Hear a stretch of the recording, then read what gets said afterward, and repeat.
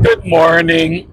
Ito na yung video na sasagot doon sa tanong na may idea na ako about anxiety, na wala ako sa danger. Pero bakit paulit-ulit pa rin? Parang hindi man ako gumagaling kahit may idea na ako. No? And also, ang dami ko rin mga bagong followers na nagme-message sa akin. Ganito po, no? Maging patient po kayo. You have to watch the videos para magkaroon kayo ng idea. No, ganun lang po yun. Lahat po ng mga tinatanong ninyo, nagawan ko na po ng video yun. Papanoorin nyo na lang po. Okay, ngayon, doon naman po sa mga taong gusto akong makausap, meron pong bayad. Okay po, para klaro lang ano po. Meron po tayong bayad. Kung gusto ng libre, sa YouTube videos ko, panoorin nyo yung mga YouTube. Pero syempre, iba naman talaga kapag one-on-one kasi nasasagot talaga yung inyong mga concerns. Ang bawat tao ay iba-iba ng concern, iba-iba ang kinakatakutan. So bottom line, ang anxiety ay nagmumula sa sariling takot. At kadalasan sa sariling takot, mali yung kanilang iniisip, kaya sila natatakot. Halimbawa, may isa, sasabihin niya, mababaliw ako. Ayun. So una, mali na yon, no? Syempre matatakot ka kung ganun yung iniisip mo. So I'm using the word baliw lang kasi yun ang gamit yung mga words para maintindihan ninyo, no? Ang dami ninyong mga iniisip na walang basehan kaya nakakatakot talaga. Halimbawa, mamamatay kayo. So, ayun, no, yun yung mga kailangan ayusin. Yung mga kinakatakutan ninyong kamatayan ay napakalayo, no? Napakalayo unless kung kayo talaga naman ay merong fatal na condition. Ibig sabihin ng fatal na condition, talaga may taning na yung buhay, may talagang kondisyon na sakit na talagang sinabi ng doktor, wala ka ng pag-asa, ganun lang. Pero kunyari, sarili mo lang sinasabi mo, mamamatay ka na walang basehan at paano ka mamamatay, yun yung kailangan nating ayusin. Okay? Yung iba, hindi ko na po kaya. Kailangan ko na po kayo makausap. Hindi mo makaya, ilang taong ka ng ganyan. Bakit hindi mo nakayanan? 'Di ba? So, yun lang. Ngayon, ang karamihan sa inyo, yung iba may pera naman, pero mas pinipili nilang bumili ng cellphone, bumili ng pantalon, ng sapatos. Yung mental health, nandyan lang yan. Magtitiis ako. Choice nyo yun. Okay? Importante ang mental health. Imagine mo, araw-araw kang nervyos. Mas importante pa ba sa iyo yung bagong cellphone, bagong damit, bagong sapatos? Ngayon, kung ganun yung inyong pag-iisip, kahit ako, hindi ako tutulong. Klaro naman na yun. Kung gusto niya matulungan, tumulong din kayo. Ganun lang naman po yan, no? So anyways, dapat i-prioritize, no? Also, kapag kayo po ay hindi pa diagnose ng doktor, importante na pumunta kayo sa doktor talaga para ma-rule out or masabi na yung sakit mo ay hindi nanggagaling sa totoong sakit sa katawan. Okay? Although totoong sakit naman ng mental, ang anxiety or depression, pero ang point ko is hindi nanggagaling sa halimbawa sakit sa puso, sa thyroid, kasi yung thyroid talagang dalawa yan hypo, hyper. So mabilis yung tibok ng puso, kakabahan ka talaga kung hindi mo maintindihan yon. Kaya importante na magamot muna yung mga ganong klaseng kondisyon ng katawan. Okay? Halimbawa, hirap ka huminga, may problema ka pala sa lungs. Kailangan gamutin muna yung sa lungs. Kasi ang anxiety rin naman, merong pakiramdam na hirap kang huminga. So, yun yung mga ipapaliwanag ko sa inyo. Okay? Sige. Okay, by the way, yun na nga, pwede ako makausap. Ako po ay hindi nagpipresyo. Kayo magsasabi sa akin kung magkano yung kaya ninyo. At kapag nakita kong fair naman sa akin, no, sa oras ko at sa aking certificate, okay, pagbibigyan ko po kayo. Pero kunyari, nasa isip nyo, kunyari, yung nagsabi, 100. Yung mga 100 po, at may pera naman kayo, hindi po pumapayag sa ganon. At pumapayag ako nga libre. Mas gusto ko pa yung libre na lang. Depende kung ano yung storya ng tao. Tandaan ninyo, nararamdaman ko din naman yun. Whether itong taong to, check ko rin yung Facebook. Kapag nakita ko yung Facebook, parang secret, medyo nagdududa na ako doon. Pero kapag halimbawa, nakita ko yung Facebook, mukha namang mayaman ito. Hindi naman sa mayaman, but ibig sabihin mukhang kaya naman, hindi na ako nakipag-usap. Kung ganun lang yung pagtingin mo sa sarili mo na cheap lang yung babayaran mo, then kahit ako, hindi ako tutulong ganun, okay? So, tulungan lang naman yun. Mukha ba akong pera? Pag pumunta ka pa sa dentista, sasabihin mo sa dentista, libre. Mukha na bang pera, dentista, kapag nag-charge siya sa'yo? Pag pumunta ka ng doktor na may bayad, mukha bang pera yung doktor na yon? Ikaw, halimbawa, karpentero ka, mangingisda ka, sabihin ko sa'yo, hulihan mo ko ng isda, libre, bigay mo sa akin. Karpentero ka, gawin mo ako ng bahay, libre. So, mag-iingat din po tayo sa mga isipin natin, no? Bago tayo mag-judge ng kapwa. Dami kasing ganun, no? Mukha kang pera. Mukha akong pera. Sana hindi ko na ginawa yung mga videos ko. Libre nga yun. Ilang taon ko nang ginawa yun para sa inyo, para matulungan kayo. Tapos ganun pa yung maririnig ko. Diba? Hindi maganda. Anyways, punta na tayo dun sa tanong, no? Nag-sermon muna. Pero kahit naman dun sa sermon ko, may natutunan na kayo dun eh. Halimbawa, yung hindi dapat matakot. Anyways, sige, ito na po yung sagot. Ang kagandahan nito kasi, science neuroscience pa nga eh. Actually, ano ba pag neuroscience? Ibig sabihin, inaaral kung paano tumatakbo ang utak, no? At ano epekto sa katawan. Yan, neuroscience yan. Okay, so, ito na nga, maalam ka na, sabi ni coach, huwag daw ako matakot sa anxiety, sa symptoms ng anxiety ko. Huwag daw ako matakot, totoo naman. Paglalabas, pero bakit paglalabas ako, nininervyos pa rin ako? Bakit nanlalamig pa rin ako? Bakit jelly legs pa rin ako? Bakit parang dinuduyan pa rin ako? Ba't ganun? Okay. Tandaan niyo yung salitang ito, no? O yung linya na ito. What fires, wires. Tandaan niyo, what fires, wires. Ibig sabihin, para maintindihan ninyo, kung halimbawa kayo ay nag-aral, gagamitin na natin ngayon yung tennis ni Iyala, di ba? Ni Alex, okay? Si Alex ba, natuto siya ng isang araw lang sa tennis? Hindi. Bata pa lang siya, nag-aral na siya ng tennis niya. Ngayong may edad na siya, nasa 20s na siya, ang galing-galing niya ng mag-tennis. Pero, wala patang 5 siya, 3 yata, nag-aalaro na siya eh. Okay? So, anong ibig sabihin mo? Si Alex, sinanay niya yung katawan niya at pag-iisip niya sa paglalaro ng tennis.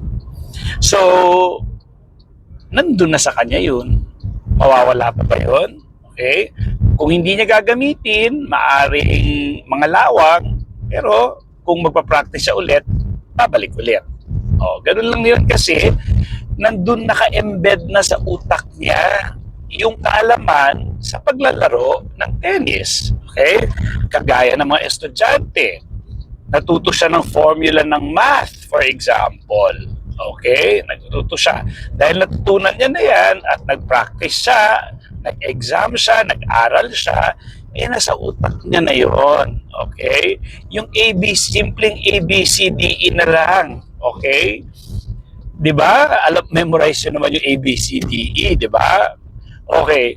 Yung pagsusulat ng pangalan ninyo, di ba pa nagsusulat kayo ng pangalan ng bata kayo, unang letra, paulit-ulit, hanggang sa ngayon, kahit nakapikit kayo, kaya nyong isulat ang inyong pangalan.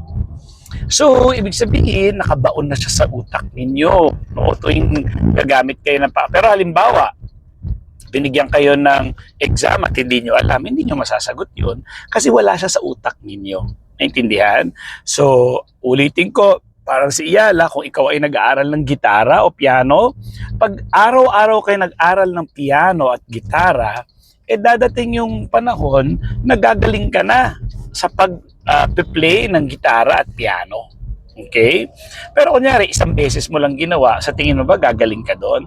So bakit ko sinasabi to? Ginalingan mo ng matakot sa araw-araw.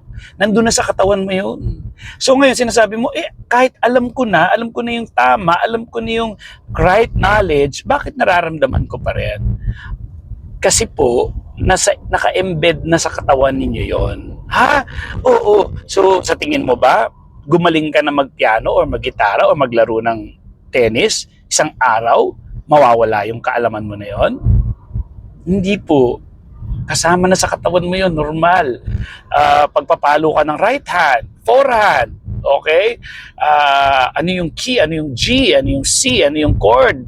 Alam na ng utak mo yun, instantly, automatically. Kaya ang automatic response mo, meron akong follower. Usually sa simbahan daw, nandun lang siya sa may pinto. Kapag hindi na maganda yung pakiramdam niya, papupunta siya sa kotse. Ayan pa. Dinevelop niya pa yung behavior na gano'n na every time makakaramdam, kailangan kong pumunta sa kotse para doon ako magpakalma.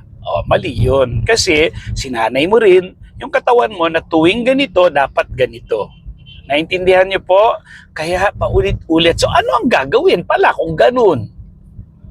Ano palang gagawin para mawala talaga? Una, dapat, syempre, naintindihan nyo na that you are not in danger, andun na yung tamang kaalaman. Ngayon, papasukan nyo yon ng ibang behavior. For example, hindi ako lalabas sa simbahan. Dito lang ako kahit nervyusin ako. Hindi ako lalabas. Hindi ako pupunta sa kotse para magpakalma. Hindi. So, kailangan, nakakaramdam ako ng anxiety.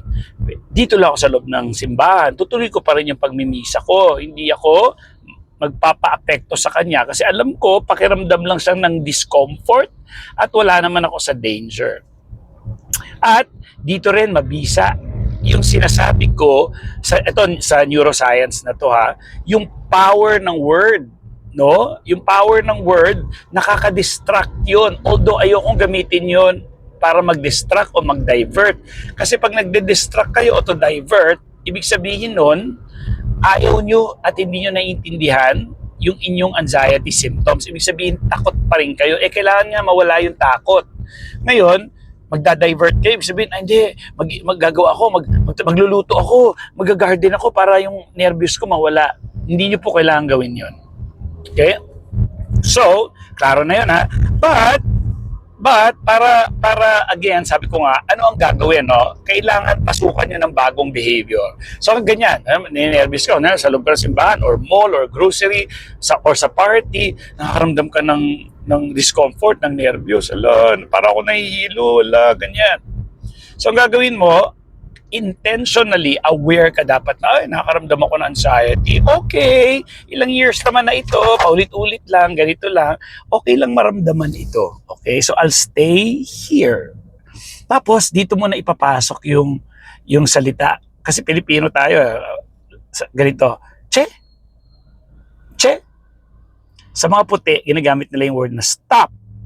Stop. Okay? So, yung salitang yun, nakaka-distract yun sa rumination, sa utak na paulit-ulit na, ninervous ako, anxiety. Sabi mo, che. O kaya, stop. Pero gusto ko che, kasi Pinoy na Pinoy yun, che. Pag nag-check ka kasi parang, che. Ibig sabihin, walang bearing, wala siyang weight, wala siyang kapangyarihan sa'yo. Che. So, yun ang gagawin. Nagawa ko na yan sa ibang videos ko. Okay, ano yung science nun? Actually, natutuwa ako kasi meron akong na panood na vlog, neuroscientist sila. Doon nila in-apply yung, ang ganda kasi nung kanila parang meron silang nakadikit sa Bible-based, pero pag Bible-based pero may science, nakakatuwa.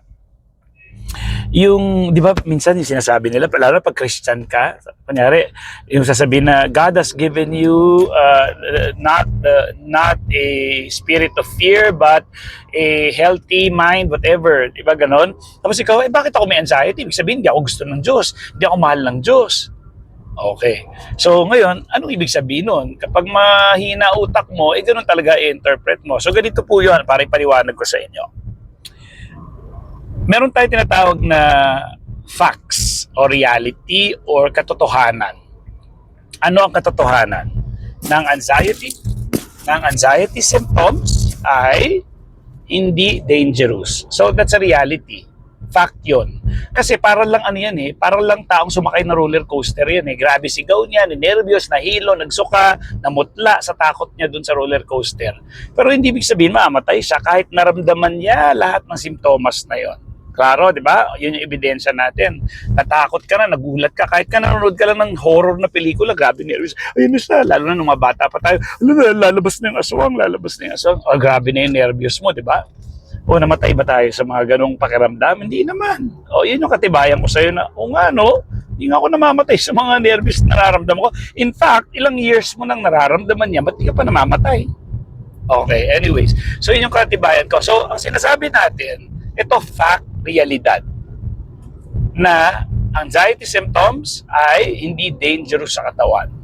Normal reaction lang yan sa takot. Kapag nakita ka ng sawa, ay! Ay! Sisigaw ka, ay! O ano to? Ano yung reaction na yun? Achiche. Ano yung reaction na yun? Di gulat yun, takot yun. Mamatay ba? Lahat ng tao magugulat dahil nakita ng ahas? Hindi. Natural na reaction lang yun ng katawan. Okay? So, hindi dapat matakot doon. So, naintindihan nyo na. So, yun yung facts. Okay? Ngayon, yung utak natin, hindi niya na-appreciate yung facts.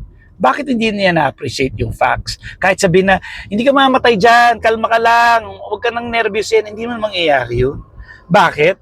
Kasi ang utak natin, naniniwala siya doon sa pakiramdam mo at yun sa pag-ulit-ulit mo sa araw-araw na reaction. Yun ang mas pinaniniwalaan niya kesa sa sasabihin mo sa sarili mo, hindi naman to dangerous. So, ang gagawin mo, papasukan mo, i-override mo ng ibang behavior. Halimbawa, ganun kung dati lumalabas ako, hindi. Pwes, dito lang ako, magsawa ka sa akin, lakasan mo, todo mo, hayop ka! Ganun gagawin mo. Ngayon, nasa party ka, nasa beach ka, nasa outing kayo ng grupo, sama ng pakiramdam mo, magsiswimming ako, wala akong pakialam kahit masama yung pakiramdam ko! Ganun ka. Ngayon, kunyari may party. Kumakanta na sila ng happy birthday. Kakanta ako ng happy birthday, lalakasan ko. Wala akong pakialam sa anxiety ko. Dapat ganon. Okay? Kunyari, may nagyaya sa'yo. Labas tayo, kain tayo, manood tayo sine. Ayoko kasi may anxiety ako. Pag ganun ginawa mo, wala. Pero tara, let's go! Kahit nandun ka sa sine, nervous ka, ganyan-ganyan ka. Ngayon, sasabihin mo dun sa utak mo, andyan, may nervous ka, mamatay ka ba? Hindi. Ngayon, kapag nakasanayan mo na paulit-ulit, masasanay ka nang mag-react nang hindi kailangan mag-panic. So, halimbawa, ako, sakit ng ulo ko ngayon, nag-drive ako, alam nyo, meron akong sama ng tiyan ko, nag-buffet ako kahapon, tapos sama talaga ng tiyan ko nung kagabi, tapos ang sakit ng dibdib ko, sakit, hapdi na sikmura ako, ang sakit talaga. Tapos digay na ako ng digay. So umakit yung acid ko ang gabi. So yun nga, yung style ko lang, inuman ko lang ng tubig. Ilang beses ako minom ng tubig ngayon para ma-flash out. Yun, gano'n. Tapos hirap pa ako makatulog kasi sama talaga ng pakiramdam ko kahapon. Tapos